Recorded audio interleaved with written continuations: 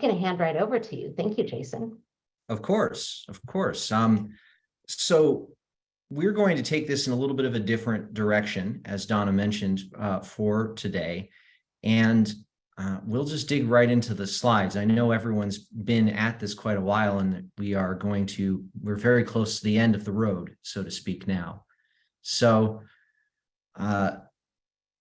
what I'm going to talk about is going to take this in a more personal direction. But let's start at the beginning with just a little bit about me, who I am, what right I have to talk about this topic, frankly, and see where it takes us, hopefully. This is going to be a more personal direction. And I really liked at the end of Donna's prior conversation where she and the folks she was talking with mentioned moral direction. So we'll see about this. So I am the manager of customer assurance at a company called CrowdStrike. And just in case that is a company you've not heard of before, I thought I would just start by mentioning a little bit about who we are and what we do. CrowdStrike delivers endpoint detection and response, managed detection and response, EDR, MDR, and we do it through something we call CrowdStrike Falcon. It's an endpoint protection platform or cloud security platform. And it protects all kinds of things all over the place. And when I say that, I'm not just being imprecise. Technology really is all kinds of things all over the place these days, everywhere from academic labs to cloud environments, to mobile devices, to the Internet of Things. We try and be everywhere that those devices are. And we do it for a lot of different people with a lot of very different needs. We have a store that allows partners to extend the platform. We're in data centers. We're in multiple clouds in both the EU and the US. We have a FedRAMP authorized instance of our platform, which offers protection for those with high assurance needs. And basically, we try and see as much of the network as we can using our platform. So just a little bit about us. I thought that might be interesting in the context of what we'll be seeing going forward. But we've got one high budget animation. I promise we stop breaches. That's our motto. And I just really love that animation. So thank you for letting me sneak that one in here. But who am I? I am the manager of customer assurance. What does that mean? Well, I started as a help desk person a very, very long time ago. And then I was a security engineer. And then I was a risk and compliance program manager, all in higher education. So I am very familiar with higher education and quite enjoy the opportunity to talk here, and want to thank ASU and everyone in the team once again for letting me on board. What I do now for CrowdStrike is talk with people who have questions about how we are a trustworthy organization. That can mean everything from encryption methods on down to, tell me a little bit about the platform and the services you offer. How do you handle your people? What is it like to work there? What are the practices or things that you do to make sure that when we bring you in as a partner, that you're going to be a trustworthy partner? So I truly regard myself as a digital trust professional. And while I would say that there are a lot of different ways to talk about digital trust, right? I could talk about the enterprise level of digital trust, or I could talk about the data handling practices of CrowdStrike in the context of digital trust, talking back to, Ryan, who spoke earlier about the statewide cyber readiness programs. I'm going to take this to the personal level today. And as such, I'm going to rely a little bit on that bottommost bullet. I am still a lecturer. For the students who may be attending, I'm sorry, you didn't quite escape all the professorial folks today. I work for the University of Chicago part-time as a lecturer in both Python and R programming and InfoSec. So I'm all over the place on that spectrum on both sides of things.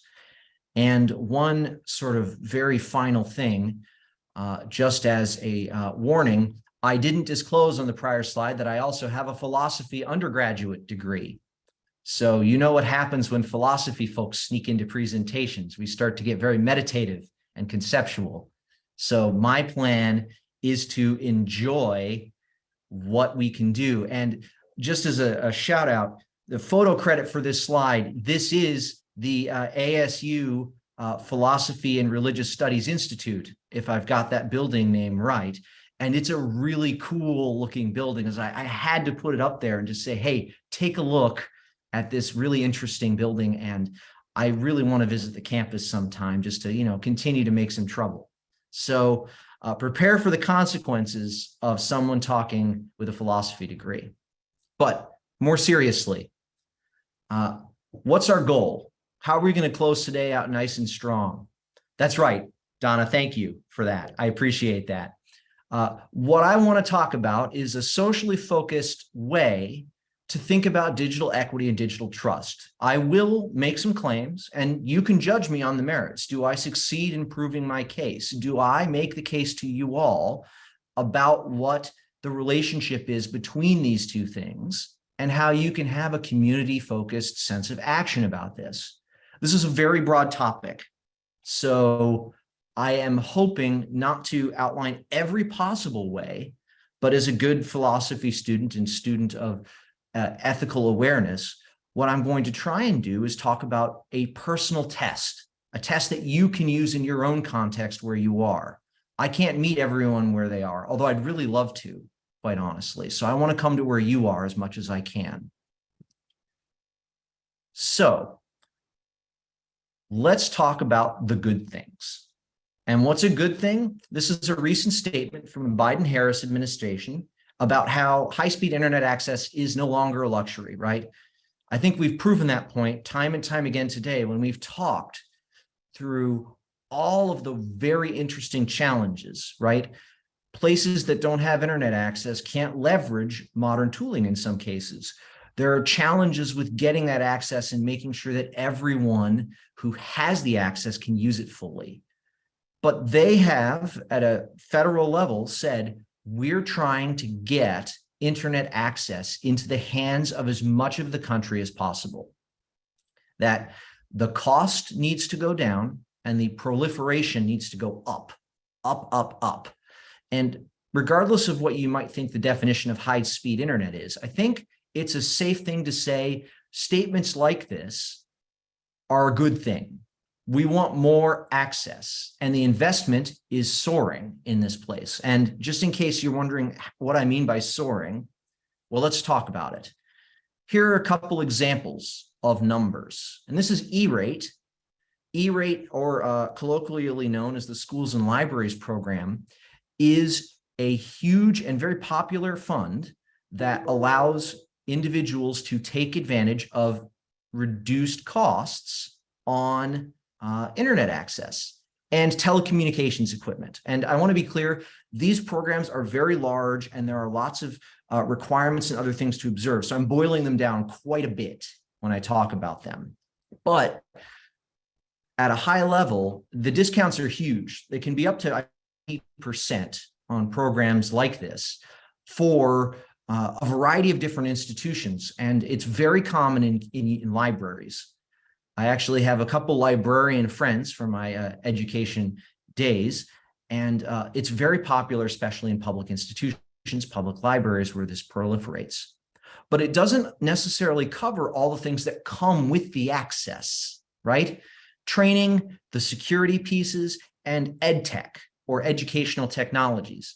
EdTech, if the term is not familiar to you, is the idea of a connected classroom, devices or other things that teachers, professors, students can use to have a better connected, digitized educational experience. And while you don't need to digitize every part of the educational experience, nor is it necessarily required, some pieces of EdTech are critical, right? We've gone from the days of overhead projectors to tablets. That's how old I am, by the way, if you were wondering. But there's another program that's got an even bigger chunk of money. If you thought $4.5 billion-ish was huge, I don't even know how to contemplate $65 billion. Like, my mind is actually limited in what I can contemplate as how you spend $65 billion. How many internets does $65 billion buy? That's a great question. And it's part of a new spending package that was published or released by Congress. And there are these folks called the Benton Institute. They're a nonpartisan institute. I love their data on this. So citation to them. And $65 billion is the whole package, but the specifics of the package include expansion of broadband in rural areas. Some of the areas we talked about earlier today that don't have it yet. And the United States is a gigantic place, truly gigantic. So when we talk about investment, we truly need numbers that seem just impossible to contemplate. We need that much investment to get that access everywhere. But at the same time, once again, it's about getting access places. It's not covering the training, the security technologies, or specifically ed tech. Although once again, when you have $65 billion, I am being a little reductionistic about what that figure means. So access isn't the only barrier to getting to digital equity. That's the first point. And the Boston Consulting Group published a lot of studies about this. And here's the choice quote that I chose, so credit to them. Once you have access, adoption then becomes the next problem. Adoption is not being addressed. Access is being addressed. Now, I know Jason is perverse, right? I'm coming up with problems as any good philosophy student does. I'm saying, we have all this investment. It's great. Actually, here's another problem that makes all that. No, that's not what I'm saying. I'm just saying it's really important to have that access investment, but we're not going to make it all the way unless we consider the other aspects holistically of the problem we're trying to tackle, right? By the way, credit to Font Awesome for these icons. They're in their free set and they're highly accessible, good contrast. So I thought I'd just mention that. Shout out to them. So how important is the other piece of this? How important is it to consider the other parts aside from digital access? Well, I cited a couple sources here. There's an excellent stat from the Fletcher School at Tufts. Only 40% of American adults can answer basic security literacy questions. Now, 60%, that doesn't mean that there's something wrong with the 60%. It means that that 40% is at a good level, and we have much more work to do in that space. And it's important to know that's a business stat, right? Business schools generate a specific type of data. They look at specific metrics. So I found it fascinating that there was this gentleman who published an opinion piece in an open access journal. I have no relationship to either of these two folks. And he's in the Department of Surgery, I believe he's a doctoral student. And what he was saying was, from his perspective, even with access, even with connectivity, the outcomes aren't universally the same. Giving someone access, even if they can make perfect use of it, doesn't lead to equal outcomes. That there's different digital inclusion and exclusion. And if you have a business perspective and a medical perspective, which start from very fundamentally different premises, right? And if they're both coming to similar conclusions about the barriers to access, or that access isn't enough, then you get to the guy on the right, who's actually just me citing myself, saying, this seems bad. There's a problem. There's more to do, right? So what's the missing ingredient? I like cooking. So I was like, what's the missing ingredient? What do we need to add to this situation? So let's go all the way back to 2018, which, despite being merely 4 years ago, definitely does not feel 4 years ago. It feels way longer to me. And I was volunteering in the Chicago public library system. And what was I doing? Well, this is from the Chicago Public Library's blog for that day. I was with a local HackerCon that I really enjoy. It's called ThoughtCon. It stands for 312 Con. And ThoughtCon had me and other cybersecurity experts. We volunteered and we went to public libraries, and we were there just to answer questions about security. And which three things were we there to answer questions about? Specifically, passwords, patching, and privacy. The 3 Ps is what we were doing. And I was really only asked one type of question throughout this whole day. I spent the whole afternoon at a library on the South Side. If anyone's in Chicago, shout out to the South Side. Does anyone want to guess which one of the three P's was it? You can throw it in chat. I'll wait just a little bit if anyone wants to type. I know I know. It seems like both of those, there's two that are really tempting, right? Passwords are very common, right? So Sherry's going in for passwords, and that's very common. Patching, most people do not consider too much about patching from their day-to-day. It was privacy. It was absolutely privacy. Of the three P's, people were coming to me, and more or less no one asked me any questions about how do I update my iPhone, right? Apple takes care of that. How do I update my Android? They would install updates. Patching definitely is painful. I agree, Donna, completely. But yes, it was about privacy. And these are not exact questions, but they were things like what I was asked at that library in that volunteering. Someone did ask me, like, I understand that, the Chicago Public Library trusts you, but why should I trust your advice about my phone? How do I know what you're telling me is safe? And in some cases, people would say, oh yeah, my kid got a hold of my phone, and I was wondering if you could help me clean it up because there are 1,000 things on here and my notifications are scary and it's like a jungle in there and I have fear. It wasn't just about because they had access, right? They're in a public library, and 90% of the people, when they came up to me, the first thing says, oh yeah, let me get on the library's wireless network. So the access was a given. They all were comfortable with the access, but they still weren't making full use of their devices. And it wasn't through any fault of their own. They had questions, right?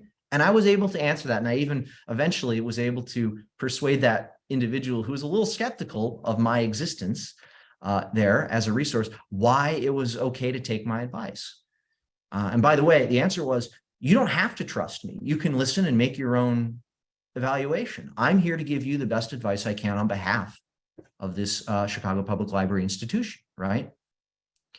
And to further hammer this privacy point home, here's a shot.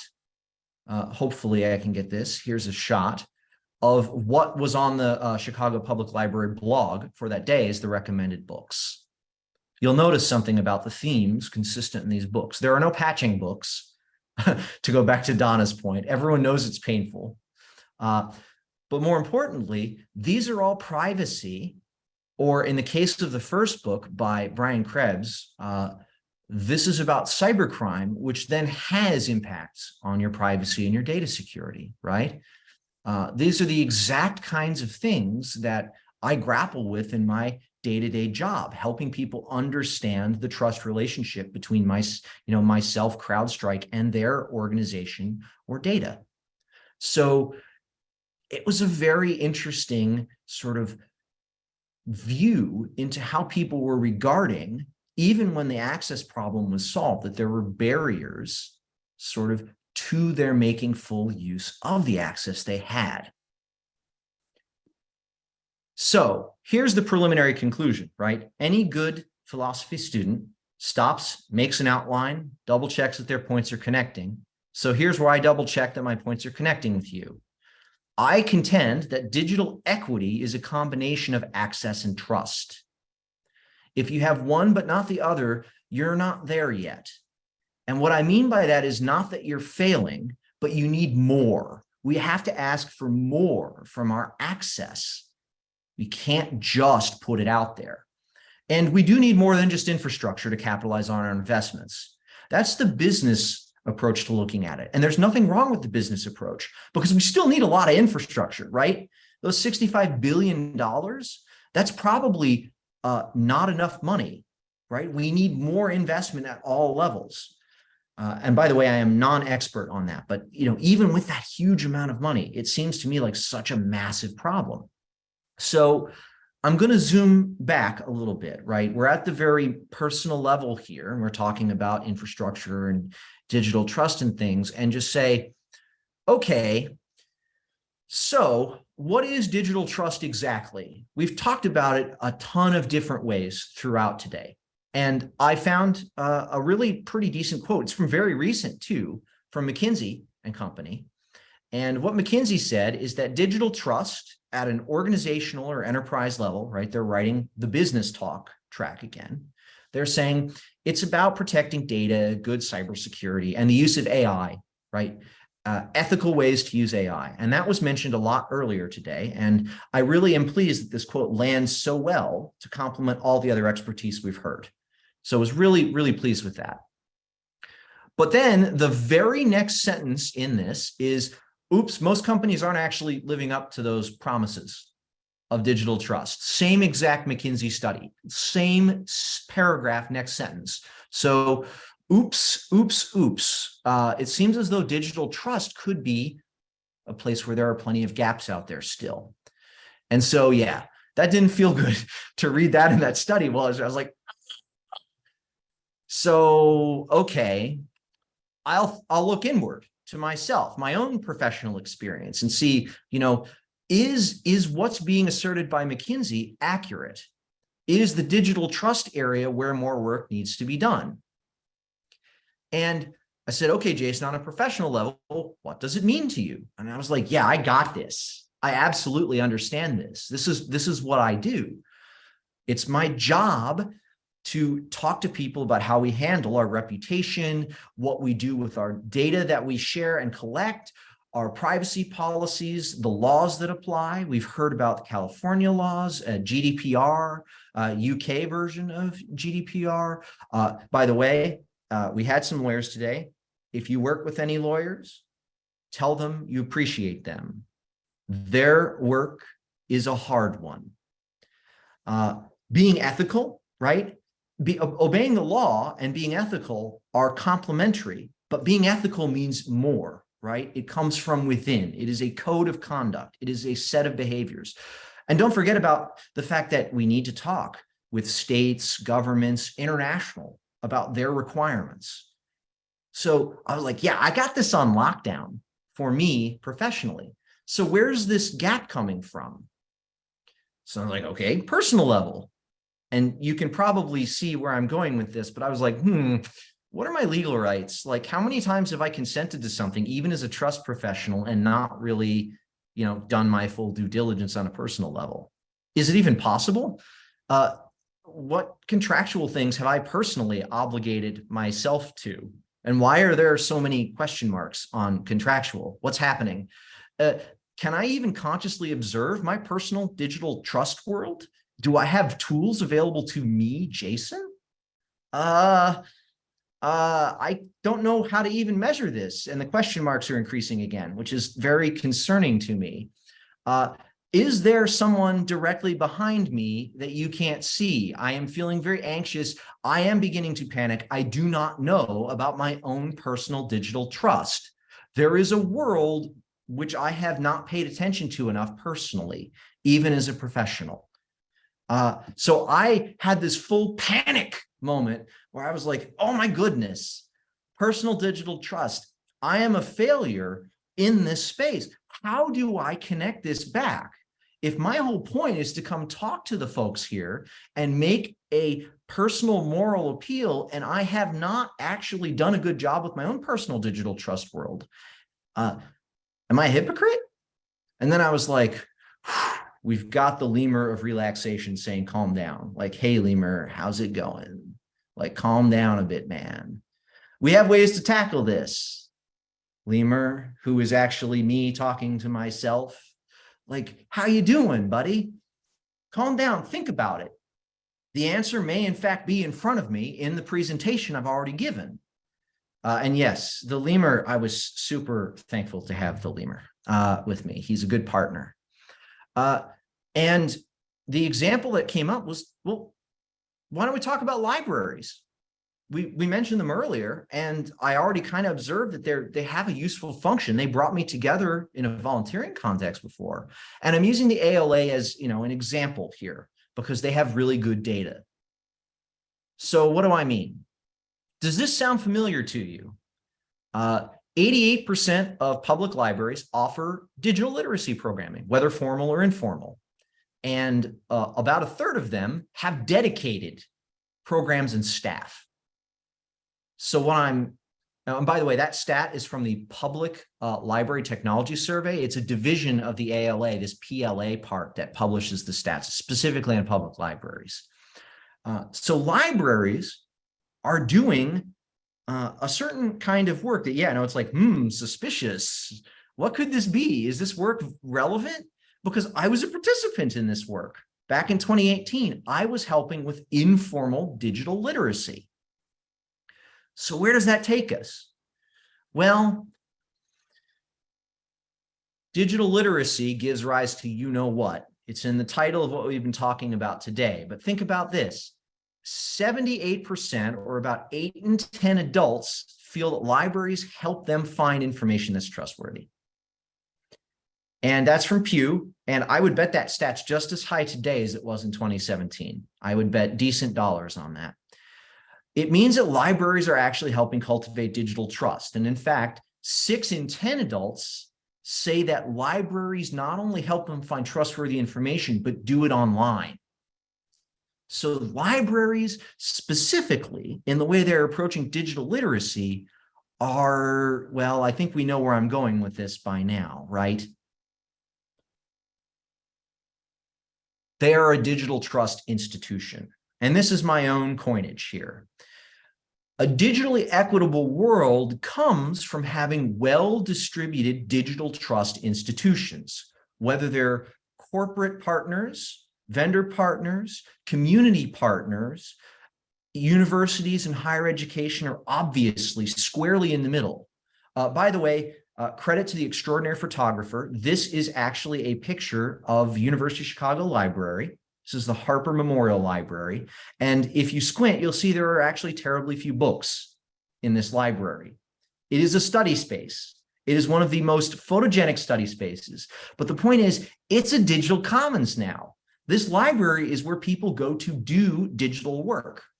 Libraries, whether they're university or community or wherever they are, improve digital literacy, they improve access to digital spaces, and they give individuals the ability to make accurate judgments about their digital space. It is very Harry Potter. Those chandeliers, they're sharp. So this is what I thought of and connected back to this whole sort of personal struggle I was having with, where do you go to get personal digital trust? How do you do a better job of bridging that gap between the digital access and the digital equity, which is the trust gap? So the way forward for digital equity is making sure that even if you think access has been completely handled, that the investment focus is there, and I know there's still more work to do there, that you still don't forget digital trust and you bring it with you wherever you go, for whatever reason you may bring it with you. If you do that and you have digital trust conversations, that's going to lead to that positive impact. Do you have to form your own digital trust institution? No, right? But if you want to, what's stopping you? I think that that's the kind of thing that made me realize, actually, I am doing better with my personal digital trust than I may have imagined. So here's the test. I told you we were going to come to a type of judgment, and I was going to try and meet you where you all were. And here's what I came up with. And like I said, this is where you have to judge me. My test is, does the action you're taking improve digital access or digital trust? If it does, you're working toward digital equity, even if it's a small contribution you think one way or another. That's the test you can apply. And that's the test I have chosen to apply and hope that you all consider applying as well. And this may seem like a simple test in some ways. Am I doing a good thing? But I contend this is a very challenging test to apply. You have to take very careful consideration. You need your brain on at all times, as any good philosophy undergraduate is contractually obliged to say, right? So, like I said, start the conversation wherever you are, whenever you are. It doesn't have to be with someone like me. It can be with your family. It can be with your friends. It could be, hey, what's my local library doing? I'm using them as an example because it was really clear to me. I saw it. So I was like, wow, I missed this opportunity this whole time. Talk about any of these topics. They all support, in my opinion, digital trust activities, right? What's privacy really like? What's a trustworthy source like? Or if you're not comfortable with that, do help someone with their patching. We've established it's painful, but it's going to help the digital trust. It's going to help them understand how to use the access that we're developing these days and investing in so aggressively. So that's what I have for you. And I tried to keep it crisp because it is a long day and we are tired, but I'll be happy to hang around and take some questions or just let you all enjoy the afternoon. And I'm going to toss it, I think, back, Donna, over your direction. Sure, I'd be happy to take that back. I always love when a unexpected philosopher steps in and starts giving you math problems. That's one of my favorite things. But I really appreciate this this formula you've given. And I kind of like, if we can abuse that little math equation you gave us a little bit, I kind of like the idea of asking across the balance. So let's say access and trust are both required for equity, and we're being challenged to then say, of the initiatives that I have in front of me, how are they contributing to that? I'm curious to kind of think through, if you're heavily balanced towards access, which a lot of the funding and a lot of the work that Ryan's doing is really heavily towards that, then where are those obligations for trust? So that you don't end up getting really unbalanced pieces of that equation. And so your equity ends up looking a little mal-shaped because you didn't have a balance there. Yeah, this is great. I really love that observation. And I thought about it a bit myself. If you're too far on one side, that doesn't mean you necessarily are going to end up with a negative outcome, as you pointed out. It might be misshapen. There might be some balancing issues. But in these cases, Ryan and the others, especially in the luncheon panel that I was with, I think they knew the answer instinctively, which is never forget the people. When you're pushing access outward and you're doing really strong investment on that access level, do not bring behind the people as an afterthought. Bring the people to the forefront of the process, make them feel empowered, and then suddenly the access is going to seem second nature. So to your point, that's a challenging investment. It's really easy to say, I've got a tool, I've got a process, I have new policies, but to then say, let's see what people think about that.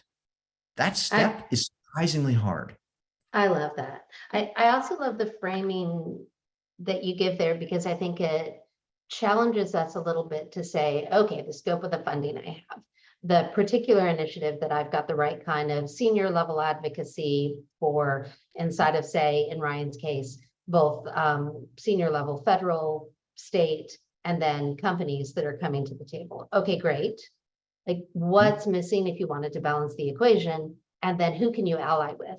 Because each of us only have so many hours in the day. Our budgets are only so big. We've got whatever capacities we can bring, but we don't have to be alone in that. So I love thinking of that in terms of then saying, okay, that leaves this open.